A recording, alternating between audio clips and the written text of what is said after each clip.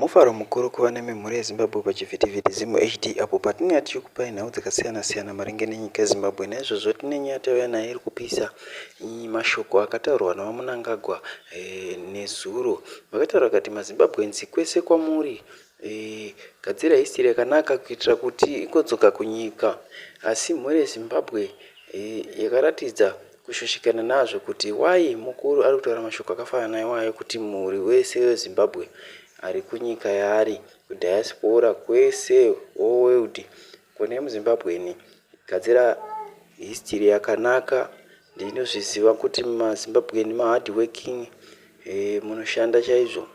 So asi iye nyaya yari kukonana nevanhu nyaya yakamira yakadai so. Corruption ndo chinji ari kukonana nevanhu nekuramba kubva pachigaro. Naizvozvo nekuabhisa vanhu achisunga vanhu achivaisa mujeri vasina mhaka. Ndizvo zvinhu zvari kunyanya kupokana nevanhu. So ndo mashoko avakataura nezuro. Thank you for watching.